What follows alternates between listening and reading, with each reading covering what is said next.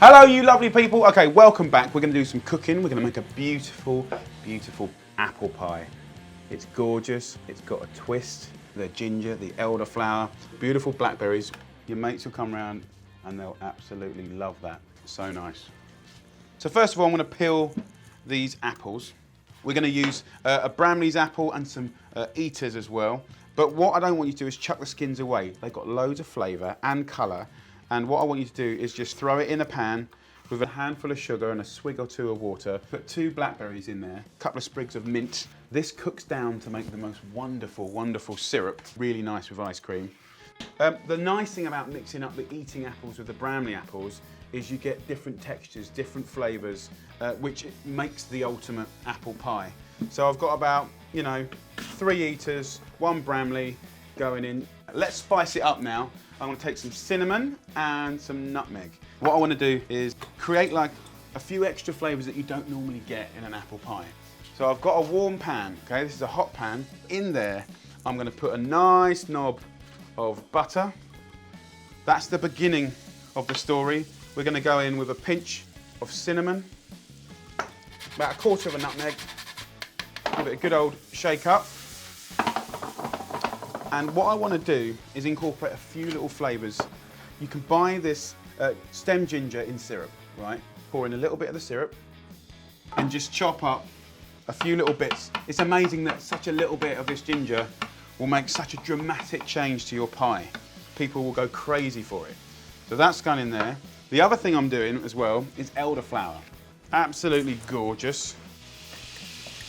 Just a handful or so of brown sugar, well, it's the golden sugar actually, just enough to sweeten the apples, and then our apples go in. So, for me, it's about the best apple pie ever. So I'm tossing this up. I'll cook this for about 5 minutes. Now, I'm going to use pre-bought puff pastry. So I'm going to roll out this pastry to about 10 inches. What we're going to do is we're going to load this up with some apples. All the flavours are starting to cook into the apples, which is great. A handful of beautiful blackberries, whether you get them from the supermarkets, markets, or off the bush. Go and get some off the bush. These will bust and explode and sort of, just create the most beautiful purple bubbly juice. So we like that. A little bit extra of that elderflower in here now. I've got an egg here. I'm just going to whip it up. We're going to make egg wash to make it golden, but also it's going to stick the pastry to the roll. I've got me 10 inches of pastry. I'm going to lay it over. Cut off that excess pastry. You don't have to waste it. You can re-roll it out or do a bit of decoration. Get this, the chimney, make a little hole in the top like that. It kind of lets the steam out. I'm going to have a little pinch up around the edge just to stick it to the side. Puff pastry's got layers of butter and pastry, so you get this lamination. You get this kind of like layered approach. It goes puffy and nice and crispy. And then we're going to egg wash the outside of this pastry like this. And then I'm going to sprinkle it with just a tiny bit of that sugar. So there you go, beautiful little pie. I'm going to bang that in the oven for around 40-45 minutes at 180 degrees Celsius, 350 degrees Fahrenheit, until it's bubbling, golden and delicious. Look at that. Absolutely gorgeous.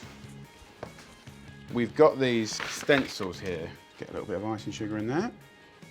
Since I got kids, you do find yourself doing ridiculous things like this. So we take it off and we got our little stencils like that, which is quite cool. Whatever ice cream you're using, doesn't matter. You can just scoop it up like this.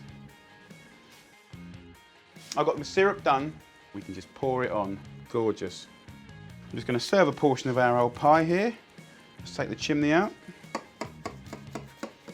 And there is an ultimate apple pie. There's question marks in there, the ginger, the elderflower, a little bit of surprise, and don't waste any of that syrup in the bottom. Look at that, beautiful. Let's have a little try up. That is damn good. I think it's the ginger that does it though. Lots of love and see you next time. Please comment on the box below and check out some of the other chefs on FoodTube. Take care guys, bye!